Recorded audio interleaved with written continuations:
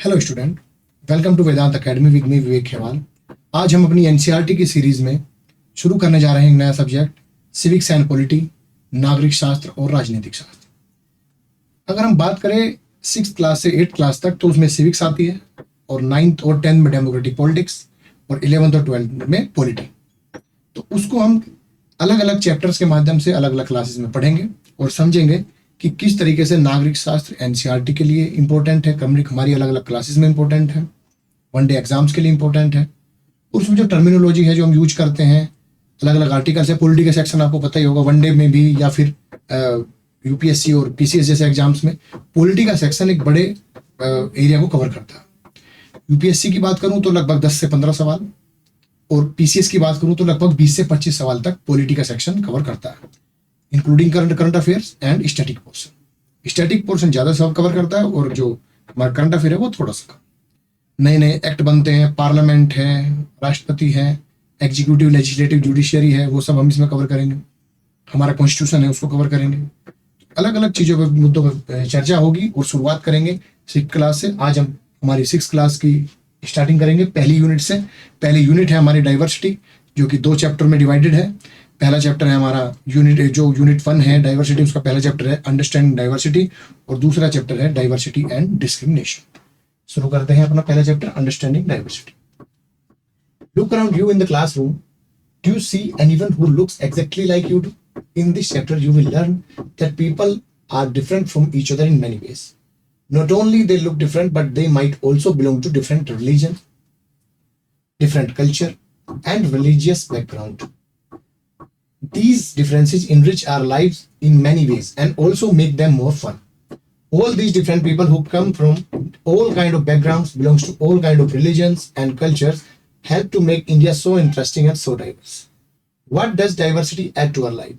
How did India become like this? And all kinds of difference are part of diversity. Can diversity also be a part of unity?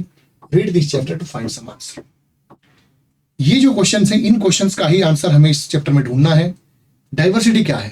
अगर हम diversity को देखें, विभेद, हम किस प्रकार से अलग हैं, एक दूसरे से हम किस प्रकार अलग हैं। ना केवल हम अलग अलग बैकग्राउंड से आते हैं, हमारा रिलीजन अलग हो सकता है, हमारा रीजन अलग हो सकता है, हमारा खान पान अलग हो सकता है। अगर इंडियन सोसाइटी की बात करूं तो हमारे जो कास्ट के उसमें अलग अलग डाइवर्सिटी है वो अलग हो सकती है, कास्ट सिस्टम अलग हो सकता है, सोसाइटी अलग हो सकती है। साथ ही साथ अगर हम और डीप सोसाइटी में जाएं तो जो यूरोपियन कंट्रीज हैं, अपार्थाइड वाली जो सिचुएशन है, रंग भेद अलग हो सकता है। बट अलग अलग डाइवर्सिटी के होने के बावजूद भी इंडिया एक ही अलग अलग, ये जो डाइवर्सिटी है ये मोती की तरह होती है। अलग अलग मोती जुड़ के एक माला जो बनाते हैं, उसी से इंडिया बनता है।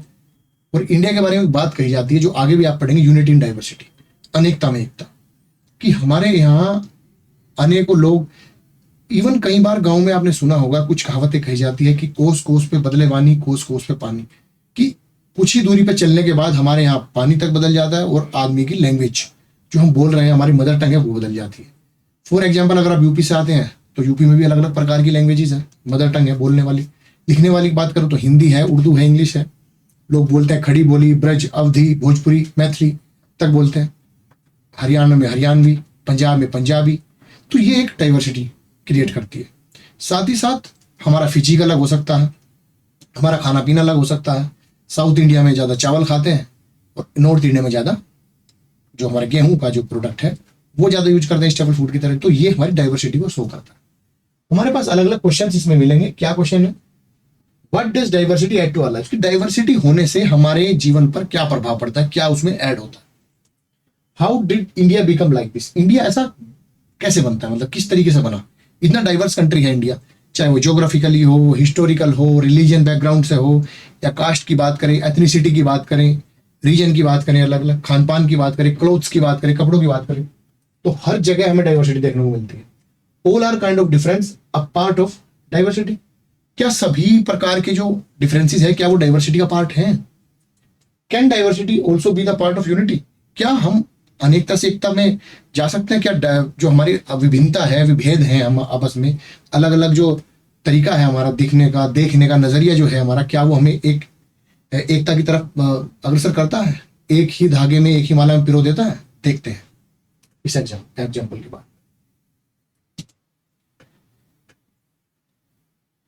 Three childrens around your age have drawn the figures above. एक ऊपर आप फिगर देख रहे हैं, 3 अलग अलग बच्चों ने फिगर बनाई, सेम एज के हैं, सेम क्लास में पढ़ते हैं, बट स्टिल उनकी फिगर देखो अलग अलग है।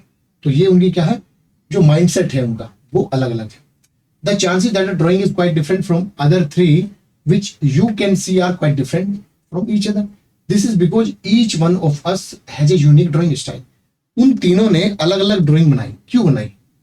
उसका सबसे बड़ा कारण क्या था कि उनका जो ड्राइंग स्टाइल है, हर किसी का, चाहे मैं और आप अपनी बात करें, हर किसी का एक ड्राइंग स्टाइल, पढ़ने का स्टाइल भी अलग होता है, सुनने का स्टाइल अलग होता है, उसका हर एक चीज, उसकी राइटिंग अलग हो सकती है, उसकी सिग्नेचर अलग होते हैं, हमारे फिंगरप्रिंट्स अलग अलग हैं, तो सोचने का तरीका, हमारा नजरिया सब अलग अलग है।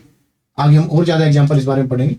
We not only don't look exactly like each other, हम एक दूसरे की तरह एग्जैक्टली नहीं दिखते, बट ऑल्सो ना केवल दिखने में हमारी डाइवर्सिटी है, बल्कि किस चीज में डिफरेंस है, हमारी लैंग्वेज अलग हो सकती है, हमारे जो कल्चरल बैकग्राउंड्स हैं, जो हमारे सांस्कृतिक बैकग्राउंड है वो हमारे अलग हो सकते हैं, हमारे धार्मिक रिचुअल्स, जो हमारे कस्टम्स रिचुअल्स है वो अलग हो सकते हैं, and of course the way we draw, और जो हम बनाते हैं, सीखते हैं, पढ़ते हैं, सुनते हैं, वो भी हमारा नजरिया उसका अलग होता है।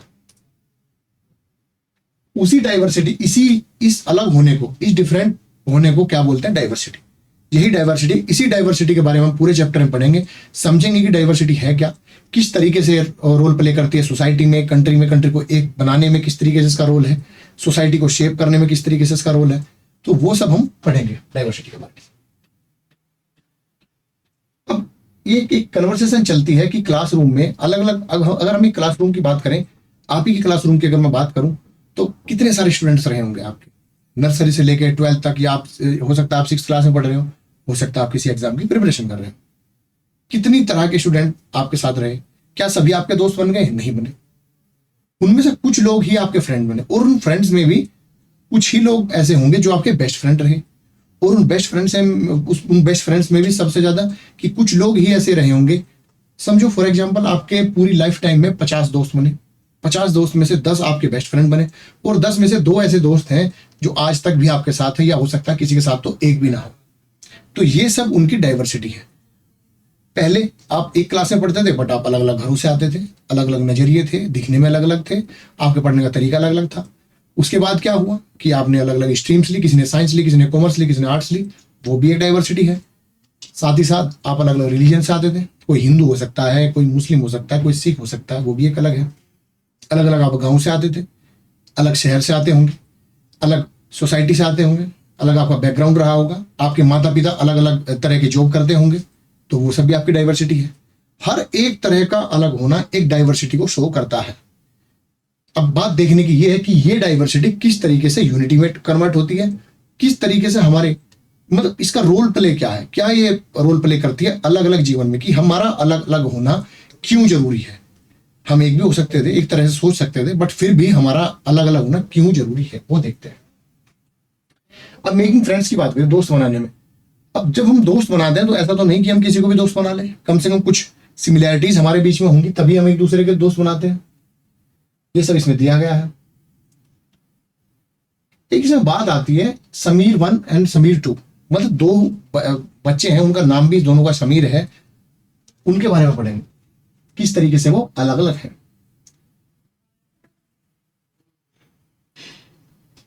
Sameer 1 is more familiar with English, जो समीर 1 है वो इंग्लिश से फेमिलियर है, और समीर 2 जो है, समीर 1 जो है वो इंग्लिश से फेमिलियर ज्यादा है, और समीर 2 जो है वो हिंदी बोलता है। ये भी उनकी डाइवर्सिटी है, दोनों अलग अलग लैंग्वेज बोलते हैं, उनके रिलीजन भी अलग अलग है, कल्चर भी अलग अलग है, बैकग्राउंड। समीर 1 जो है वो हिंदू है, और समीर 2 जो है वो मुस्लिम है, दोनों का नाम समीर ही है। जब डिफरेंट रिलीजन है, कल्चर बैकग्राउंड है, तो ये भी उनके डाइवर्सिटी का एक्सपेक्ट है। और क्या क्या डाइवर्सिटी एक्सपेक्ट हो सकते हैं? In addition to their diverse religion and cultural background, other way में क्या डिफरेंट हो सकता है उनका? In other ways in which Sameer 1 and Sameer 2 are different from each other. For example, Sameer 1 जो है वो स्कूल जाता है, और समीर 2 क्या करता है? न्यूज़पेपर बेचता है। ये भी एक डिफरेंट है। समीर 1 जो है वो तो स्कूल में जाकर पढ़ता है, और समीर 2 जो है वो न्यूज़पेपर बेचता है। Why do you think Sameer 2 did not attend school? क्यों अटेंड नहीं करता वो स्कूल? हो सकता है उसका वो गरीब घर से हो, हो सकता है उसके घर में कोई कमाने वाला ना हो, तो कई सारी चीज में हो सकती है। समीर दो did not have opportunity to attend school, सही बात है, उसको अपॉर्चुनिटी मिली नहीं, उसको अवसर नहीं मिला स्कूल अटेंड करने का, इसलिए वो एक ऐसी जगह से आता है जहाँ पे स्कूल बस भी नहीं पहुंच पाती, स्कूल है भी नहीं, वहां पे स्कूल ही मौजूद नहीं है, झुग्गी झोपड़ी से आ सकता है वो, अलग अलग। इसके बाद the caste system, caste system के बारे में बात करेंगे, उसी डाइवर्सिटी के। Here we are talking not of the difference but of inequality. केवल डाइवर्सिटी नहीं, विभिन्नता नहीं, डिफरेंस नहीं, इनइक्वालिटी भी तो है कि एक को तो मौका मिल रहा है स्कूल में जाने का और दूसरे को मिल नहीं रहा, यही तो है समानता, असमानता। ये डाइवर्सिटी अच्छी नहीं है। अगर डाइवर्सिटी असमानता को जन्म देती है तो वो अच्छी नहीं। अगर डाइवर्सिटी हमारे आइडियाज को शेप करती है, हमारी थिंकिंग को शेप करती है, और thinking in a positive way, हमारा point of view positive way की तरफ जाता है, तो वो डाइवर्सिटी अच्छी है। बट अगर वो डाइवर्सिटी इनइक्वालिटी को शो करती है, जैसे कास्ट सिस्टम में lower caste upper caste, religion में कि एक हिंदू है एक मुसलमान है, अगर वो कास्ट सिस्टम या रिलीजन सिस्टम या रीजन सिस्टम कि भाई आप तो बिहार से, कोई बिहार से आता है, कोई यूपी से आता है, कोई महाराष्ट्र से, कोई गुजरात से, अगर वो डाइवर्सिटी इनइक्वालिटी को जन्म देती है तो वो डाइवर्सिटी अच्छी नहीं होती कभी भी। Inequality comes about when a person, inequality असमानता कब आती है?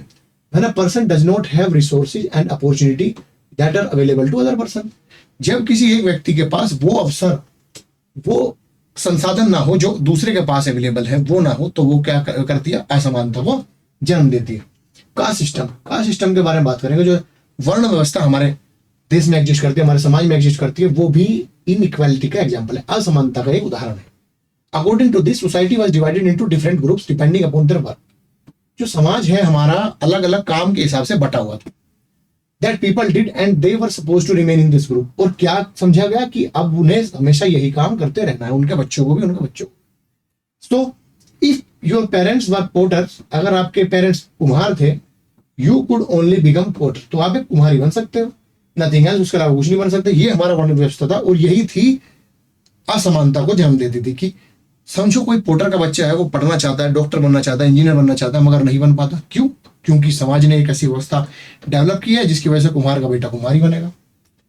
This system was considered irreversible, और इसको ऐसा समझा गया कि बदला ही नहीं जा सकता। And because you are not suppose to change your profession, और आप अपना प्रोफेशन भी नहीं बदल सकते, it was not considered necessary for you to know anything more than what you needed in your profession. तो आपको और किसी चीज जानने की जरूरत ही नहीं थी, क्योंकि आप अपने प्रोफेशन के बारे में तो जानते ही थे जो आप काम करते थे। This created a situation of inequality, और इसने इनइक्वालिटी को जन्म दिया। किस तरीके से? ब्राह्मण का बेटा पढ़ेगा, आचार्य बनेगा, पढ़ाएगा, टीचर बनेगा, तो उसको तो स्कूल में जाने दे रहे हैं, उसको पढ़ाई की भी अवसर है उसके पास। बट अगर कोई पोटर का बेटा है, पोटर के बेटे को तो पोटर ही बनना है, कुम्हार के बेटे को कुम्हारी बनना है, तो उसको पढ़ने की क्या जरूरत है? तो इस वजह से समाज ने भी क्या सिचुएशन क्रिएट की कि अब उसको पढ़ाई के अवसर देंगे ही नहीं, कि उसको तो कुम्हारी बनना है, उसको पोटर का काम सीखे, वो प्रोफेशन अपना सीखे, बस बात खत्म। You will read more about this and other inequalities in the following chapter. और ज्यादा आप इनइक्वालिटी के बारे में पढ़ेंगे कि डाइवर्सिटी होना किस तरीके से फायदेमंद है, और किन डाइवर्सिटीज के बारे में हम बात करेंगे जो कि इनइक्वालिटी को भी जन्म देती है। What does diversity add to our lives? क्या देती है डाइवर्सिटी हमें, हमारे जीवन में क्या जोड़ती है वो? Just like समीर एक एंड समीर दो become friends, you might have friends who were different from you. होंगे आपके दोस्त भी जो आपसे अलग हैं, उनका बैकग्राउंड अलग हो सकता है, उनका रिलीजन अलग हो सकता है, उनकी कास्ट अलग हो सकती है, बट फिर भी आप दोस्त हैं। You have probably eaten different kinds of food. आप अलग अलग खाना खाते हैं, कोई नॉन वेज खाता है, कोई वेज खाता है। सेलिब्रेटेड डिफरेंट फेस्टिवल, आप अलग अलग त्योहार मनाते होंगे, अलग अलग कपड़े पहनते होंगे, अलग अलग भाषाएं सीखते होंगे। You probably like reading and hearing stories, adventures about different animals, people and even ghosts. आप कहानियां सुनते होंगे अलग अलग लोगों के बारे में, जानवरों के बारे में, भूत वगैरह के बारे में, जो अक्सर इंटरेस्टिंग कहानी लगती है बच्चों को। Perhaps you even enjoy making stories yourself. और कभी कभी आप क्या करते होंगे, अपने आप से भी कुछ कहानियां बनाते होंगे। Many young people feel happy when they read a good story because it gives them lot of ideas to make up more stories. कुछ जो यंग पीपल है वो खुश होते हैं कुछ अच्छी स्टोरीज पढ़ के। उससे क्या फायदा होता है कि वो एक नई स्टोरी बना सकते हैं, अपनी खुद की एक कहानी बना सकते हैं। People who because it gives them lot of ideas, वो उनको वो जो नई कहानी वो पढ़ते हैं, अच्छी लगती है कहानियां, तो उससे उनके क्या आता है, उनके विचार आते हैं। तो डाइवर्सिटी का एक ये भी एक रोल है कि जो डाइवर्सिटी है, अलग अलग प्रकार की जब आप कहानियां सुनते हैं, अलग अलग प्रकार के लोग आप देखते हैं, अलग अलग बैकग्राउंड के लोग आपके फ्रेंड बनते हैं, तो आपको क्या मिलते हैं? आइडियाज। यही आइडियाज क्या करते हैं, एक पर्सन की जो कैरेक्टर बिल्डिंग है, उसका जो नेचर, उसका एटीट्यूड है, वो शेप करने में इंपॉर्टेंट रोल प्ले करते हैं. Some may have lived in the forest close to animals, choose to write their fights and friendships. Others read real accounts of kings and queens and wrote stories about love and honor. जो लोग जंगल में बीच रहते हैं या फिर उनका जो profession है या उनकी जो सोसाइटी है, जो उनका बैकग्राउंड है, वो गांव से जुड़ा हुआ है, जंगलों से जुड़ा हुआ है, तो उसी प्रकार की वो कहानियां लिखते हैं. इसका मतलब क्या है कि आपका जो सराउंडिंग्स है, जहां आप रहते हैं, आपका जो एम्बियंस है, वो आपके आइडियाज को सेव करता है. वो सराउंडिंग जितना ज्यादा डाइवर्स होगा, आपके आइडियाज भी उतने ज्यादा डाइवर्स होंगे. वो जितना ज्यादा लिमिटेड होगा, उतने ही आइडियाज आपके लिमिटेड होंगे. आपने कहानी सुनी होगी कुएं का मेंढक. अगर आप किसी एक लिमिटेड एम्बियंस में, लिमिटेड सराउंडिंग्स में है, तो आपके आइडियाज, आपकी थिंकिंग, आपके पॉइंट ऑफ व्यू वो भी लिमिटेड होंगे. बट अगर आप आउट ऑफ द बॉक्स सोचते हैं, तो उसके लिए आपको out of the box ambience भी चाहिएगा, out of the box environment भी चाहिएगा, एक डाइवर्सिफाइड आपकी सोसाइटी होनी चाहिए, तभी आपको अलग अलग प्रकार के विचार आपको आएंगे. Some dipped into their own childhood memories of the school and friendship and wrote stories of adventures. Imagine in all the storytellers and writers that you have heard and read so. आप अपनी खुद की कहानी सोच सकते हैं किस तरीके से आपने वो कहानियां बनाई होंगी. Imagine that you are a writer or an artist who lives in a place described above. Either write your story. और आपने देखा होगा, भले ही आप स्टोरी लिखते ना हो, बट कई बार क्या होता है, सपने बनाते हैं, हमारे सपने बुनते हैं. जैसे कोई किसी के घर से कोई फौज में है, तो उसको अक्सर फौज का जो डिपार्टमेंट है, आर्मी का, मिलिट्री का डिपार्टमेंट, वो अट्रैक्ट करता है. कोई डॉक्टर मेडिकल के बैकग्राउंड से है किसी के घर में, तो वो अक्सर डॉक्टर बनना चाहते हैं. बट इसका ये मतलब नहीं कि वो डॉक्टर ही बनेंगे. डाइवर्सिटी उसके पास ये है कि वो बन सकता है, उसके पास एक विचार है डॉक्टर बनने का, बट ऑप्शन उसके पास अन्य जगह भी खुले हुए हैं. कुछ लोग तारों को पसंद करते हैं तो एस्ट्रोनॉट बनना चाहते हैं, कुछ मशीन्स को पसंद करते हैं तो वो इंजीनियर बनना चाहते हैं. ये सब diversity in India. India is a country of many diversities. अब हम इंडिया की बात करते हैं तो डाइवर्सिटी इन इंडिया, भारत में जो डाइवर्सिटी है उसके बारे में बात करें. किस तरह की डाइवर्सिटी है? लैंग्वेज की डाइवर्सिटी है हमारे पास, फूड की डाइवर्सिटी है, कई प्रकार की लैंग्वेज हमारे यहाँ बोली जाती है, खाने अनेकों प्रकार के खाए जाते हैं, हम अलग अलग फेस्टिवल्स सेलिब्रेट करते हैं, हम अलग अलग रिलीजन प्रैक्टिस करते हैं. कोई हिंदू हो सकता है, कोई मुसलमान हो सकता है, सिख हो सकता है, ईसाई हो सकता है, जैन, बौद्ध, पारसी हो सकता है. फेस्टिवल कोई दिवाली मना सकता है, कोई नवरोज के त्योहार मना सकता है, कोई पोंगल मना सकता है. रीजनल वाइज भी, रीजन वाइज भी, रिलीजन भी अलग हो सकता है, तो अलग फेस्टिवल है उनके. तो वो क्या करता है, हमारी कंट्री को एक डाइवर्सिफाइड करता है हर एक तरीके से, लैंग्वेज से, फूड से, फेस्टिवल से, रिलीजन से. But actually if you think about it, we do many things that are similar except that we do them in different way. ये इंपॉर्टेंट लाइन है, इसको नोट कीजिएगा. यहां से हम क्या सीखते हैं? इफ यू थिंक अबाउट, अगर आप इसके बारे में सोचो, हम अलग अलग फेस्टिवल मना रहे हैं, अलग अलग खाना खा रहे हैं, अलग अलग रिलीजन प्रैक्टिस कर रहे हैं, अलग अलग लैंग्वेज बोल रहे हैं, बट हम अलग अलग तरीके से वो चीजें करते हैं, बट काम तो हम एक ही करते हैं. लैंग्वेज अगर हम अलग बोलते हैं, हमारा काम क्या है? अपने मैसेज को कन्वे करना. लैंग्वेज हम अलग अलग बोल रहे हैं बस. कपड़े पहन रहे हैं अलग अलग, काम कपड़े का ही है, बट अलग अलग कपड़े हो सकते हैं, अलग अलग वेशभूषा हो सकती है. हमारे अलग अलग खाने हो सकते हैं, बट काम उनका पेट भरने का ही है. अलग अलग फेस्टिवल्स हो सकते हैं, बट हम क्या करते हैं? सभी फेस्टिवल्स को एंजॉय करते हैं. मुस्लिम है वो ईद एंजॉय करता है, हिंदू है वो दिवाली एंजॉय करता है. अगर हम रिलीजन की बात करें, कुरान भी इसी तरीके से बताती है कि धर्म क्या है, और गीता भी वही बताती है कि धर्म क्या है. बट बताने के तरीके अलग हो सकते हैं, बट अल्टीमेट मोटो या अल्टीमेट जो डेस्टिनी है वो तो एक ही है सबकी. तो ये वो कहना चाहते हैं. How do we explain diversity? तो हम किस तरीके से उस डाइवर्सिटी को एक्सप्लेन किस तरीके से करते हैं? A little more than 200 years ago or long before that, the train, aeroplane, buses or car become part of our life. ज्यादा 200 साल पहले ही क्या बना? एरोप्लेन, बस, कार वगैरह हमारे पार्ट ऑफ लाइफ बनी. उससे पहले क्या होता था? पानी के जहाज होते थे, घोड़े होते थे, कैमल्स होते थे, या फिर पैदल. इनके थ्रू हम जाते थे, क्योंकि इंडस्ट्रियल रिवोल्यूशन हुआ नहीं था, मशीन हमारे पास थे नहीं, ट्रांसपोर्ट सिस्टम हमारा इतना बेटर था नहीं. Often they went in search for new lands, new places to settle in and people to trade with. क्या करते थे लोग? अलग अलग लैंड पे जाते थे ट्रेड के लिए, अलग अलग प्लेसेस ढूंढते थे सेटल होने के लिए, और अलग अलग लोगों से मिलते थे ट्रेड व्यापार करने के लिए. तो यही चीज होती थी, घूमते थे फिरते थे. तो उस चीज से क्या हुआ? सेटलमेंट शुरू हुआ, अलग अलग जगह सेटल होना शुरू हुआ, ट्रांसपोर्ट सिस्टम डेवलप हुआ.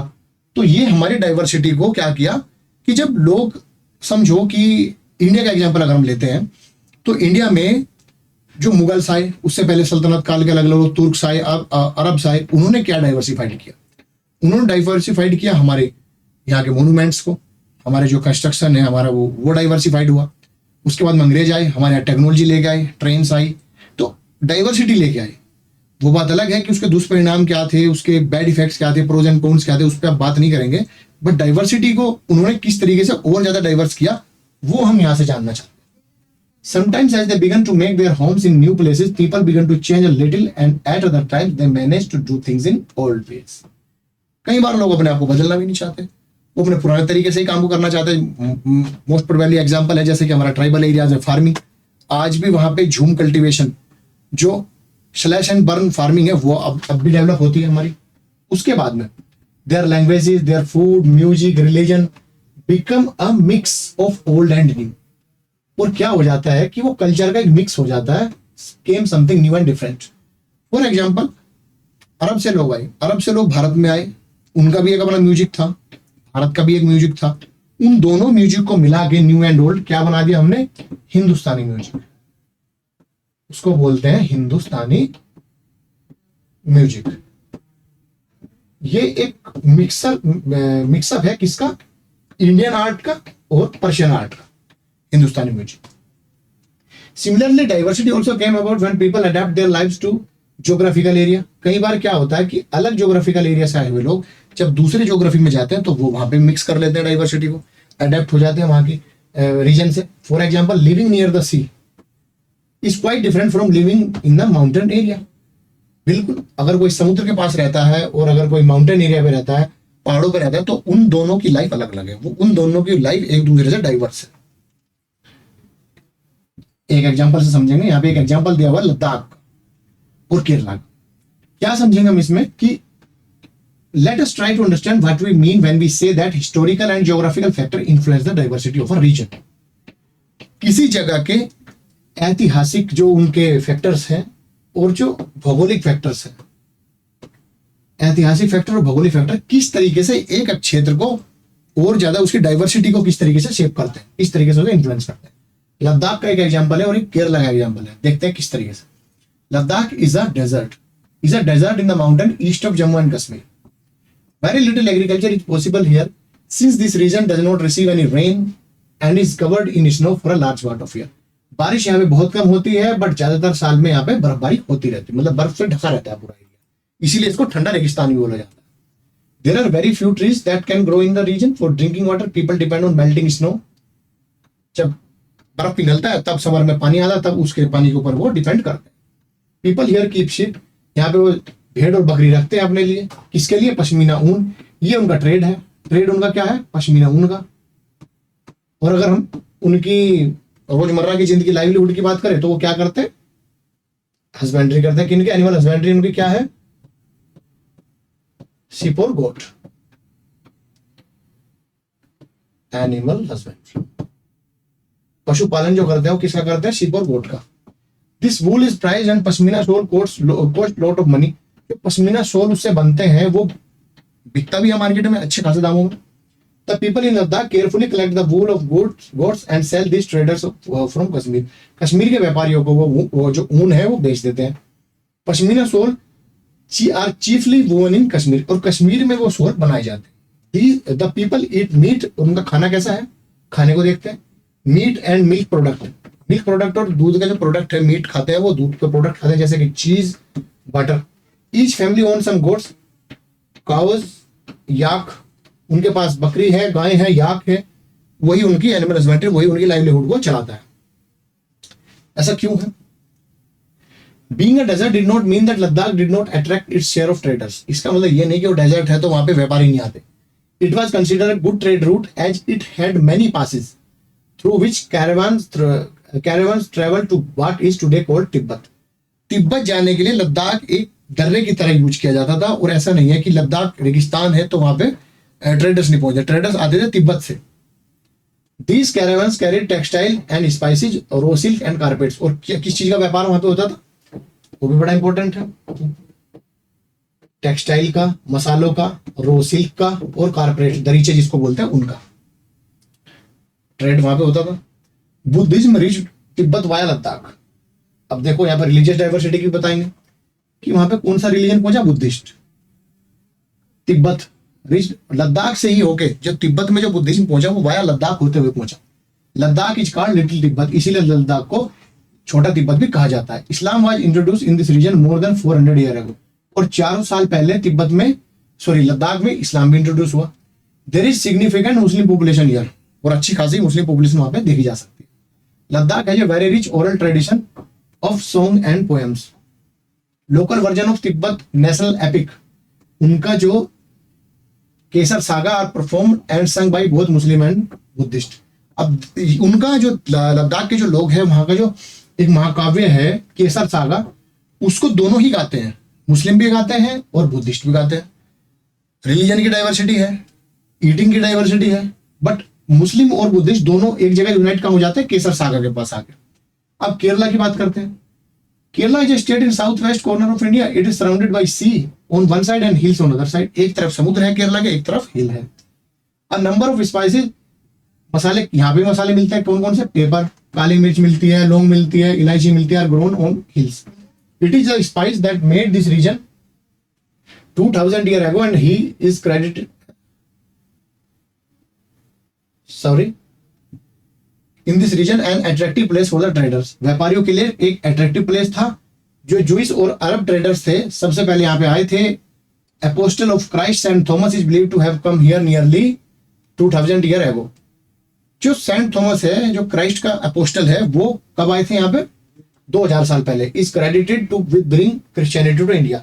और उन्हें क्या कहा जाता है वो, कि भारत में क्रिश्चियनिटी लाने के लिए उन्हीं का सबसे बड़ा योगदान है। अब क्रिश्चियनिटी आई। अब हम अगर तिब्बत की बात करें तो वहां पे कौन कौन था, लद्दाख की अगर बात करें तो लद्दाख में बुद्धिस्ट भी थे, मुस्लिम भी थे। केरला की बात करें तो यहाँ पे क्रिश्चियनिटी की बात हुई। अरब ट्रेडर्स आए और यहीं पे बस गए, जैसे कि Ibn Battuta travelled here little less than 700 year ago, wrote a travelogue in which he describe the lives of Muslim. Ibn Battuta ने केरला के मुसलमानों के बारे में एक ट्रेवलॉग लिखा कि किस तरीके से लाइफ वहां पे है, कैसी कम्युनिटी वहां पे है। The Portuguese discovered the sea route from India to India from Europe. Vasco da Gama जो पोर्टुगीज आया था, पुर्तगाली था, भारत में आया था। Because all of this various historical influences people in Kerala practice different religion. ऐतिहासिक कारण जो है, ऐतिहासिक प्रभाव जो है, इसके कारण केरला के लोग अलग अलग धर्म को फॉलो करते हैं। यही यहाँ की डाइवर्सिटी है। जैसे कौन कौन से धर्म, Judaism, Islamic, Christianity, Hinduism and Buddhism. लगभग 5 रिलीजन केरला में फॉलो किए जाते हैं। The fishing nets used here exactly like Chinese fishing nets.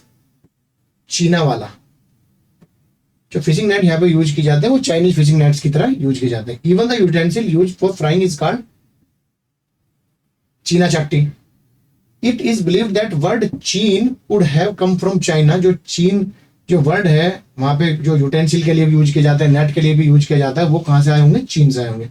The fertile land and climate suited for growing rice. और यहाँ पे चावल उगा सकते हैं। मेजोरिटी पीपल यहाँ पे चावल खाते भी हैं, मछली खाते हैं और सब्जियां खाते हैं। ये यहाँ की डाइवर्सिटी है। तो हमने यहाँ पे 2 रीजन की बात की, केरला की बात की और लद्दाख की बात की। ज्योग्राफिकली अलग है, हिस्टोरिकली अलग है। इस तरीके से वहां की डाइवर्सिटी चेंज होती है। ज्योग्राफिकली केरला की बात करें तो समुद्र के पास है, पहाड़, उसके एक तरफ पहाड़ है। लद्दाख की अगर बात करें तो पूरा ठंडा रेगिस्तान है, बारिश होती नहीं है, ज्यादातर साल स्नो से ढका रहता है, बर्फ से ढका रहता है। किस तरीके से वहां के लोग जीवन यापन करते हैं। केरला के लोग ज्यादातर किस पे डिपेंड करते हैं, फिशरी पे, मछली पालन पे। मछली खाते हैं, वेजिटेबल्स खाते हैं। वहीं अगर हम लद्दाख के लोगों की बात करें तो वो क्या करते हैं, भेड़ पालते हैं, बकरी पालते हैं, काऊ गाय का काम करते हैं, याक भी रखते हैं। तो दूध के प्रोडक्ट और मीट वहाँ का खाना है। अगर हम ट्रेड की बात करें तो यहाँ पे स्पाइसेस यहाँ पे भी है, ट्रेड होती है, वहाँ पे भी ट्रेड होती थी, लद्दाख में भी। और लद्दाख में जो रिलीजन की बात करें तो 2 रिलीजन मेनली थे, बुद्धिस्ट और इस्लामिक। और अगर हम केरला की बात करें तो 5 रिलीजन केरला में, ये भी एक डाइवर्सिटी है। तो इस तरीके से हम डाइवर्सिटी को देखते हैं कि किस तरीके से हिस्ट्री और ज्योग्राफी इन्फ्लुएंस करती है वहां की डाइवर्सिटी। अब यूनिटी इन डाइवर्सिटी की बात करते हैं। India diversity has always been recognised as a source of its strength. उसकी ताकत को दर्शाता है उसकी unity in diversity. When British ruled India, women and man from different culture, religion and regional background, जो अलग अलग लोग थे भारत में जब ब्रिटिश ने रूल किया, women and man from different culture, जो अलग अलग कल्चर से आते थे, अलग अलग धर्म से आते थे, अलग अलग क्षेत्र से आते थे, came together to oppose them. एक साथ मिलके आए ब्रिटिश का विरोध करने के लिए। यही तो हमारी यूनिटी इन डाइवर्सिटी है। India's freedom movement and thousand of people of different background, अलग अलग बैकग्राउंड से आए थे लोग। उन्होंने क्या किया जॉइंटली एक्शन के साथ कि हम अंग्रेजों को भगाएंगे, यही उनकी ताकत थी, एक साथ मिलके। Interestingly the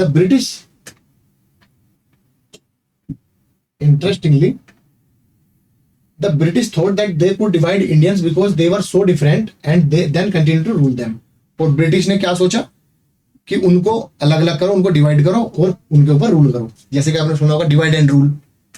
divide and rule जो फिलोसफी थी अंग्रेजों की, वो क्या थी कि ताकि वो, क्योंकि इंडियंस बड़े डाइवर्स हैं, अलग अलग तरह के दिखते हैं, इतने डिफरेंट हैं, उनके रिलीजन डिफरेंट है, उनके रीजन डिफरेंट है, उनका रहना सहना खाना पीना सब डिफरेंट है, तो इसलिए हम उनको डिवाइड कर सकते हैं, उनके ऊपर रूल कर सकते हैं। पर्टिकुलरली कम्युनली हम उनको डिवाइड करके हिंदू मुसलमान के बीच में।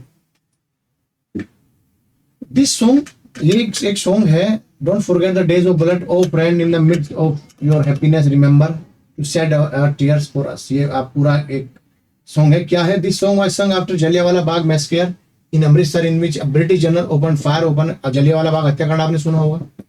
और जलियांवाला बाग में अमृतसर में कौन लोग इकट्ठा थे, कितने डाइवर्स लोग इकट्ठा थे? जैसे कि वहां पे जो मैन एंड वुमेन थे वो किस धर्म से बिलोंग करते थे? हिंदूज भी थे, सिख भी थे, मुस्लिम भी थे, अमीर और गरीब भी थे, सभी वहां पे ब्रिटिश का प्रोटेस्ट करने के लिए इकट्ठा हुए थे। This song was compose and सung to honour the memory of those brave people. उन बहादुर लोगों की याद में वो सॉन्ग गाया गया था। Songs and symbols that emerged during freedom struggle serve as constant reminder of our country's rich tradition, respect for diversity। जो गाने हैं और सिंबल्स हैं अलग अलग, वो क्या दर्शाते हैं? हमारी कंट्री की डाइवर्सिटी को एक यूनिटी में दर्शाते हैं कि किस तरीके से हमारा देश ने एक होकर ब्रिटिशर से लड़े और आजादी हासिल की। Do you know that story of India flag?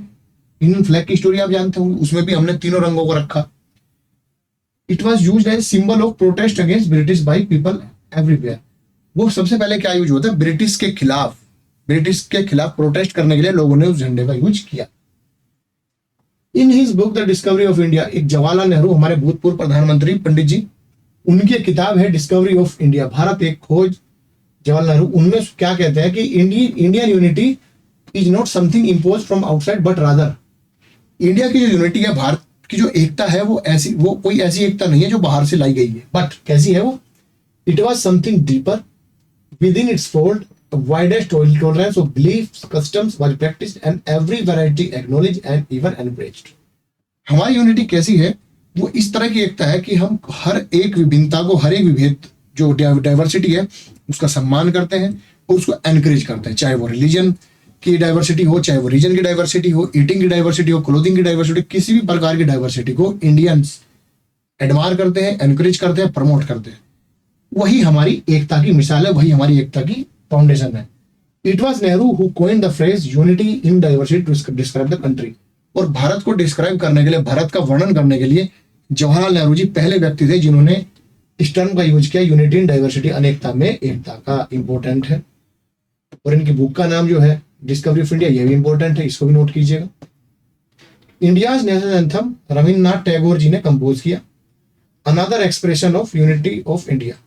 अगर हम अपने पूरे राष्ट्रगान को देखें तो अलग अलग रीजन्स का उसमें जिक्र है, अलग अलग रीजन्स की चर्चाएं हैं, तो वो क्या करता है? उस पूरे भारत का वर्णन करता है उस राष्ट्रगान में।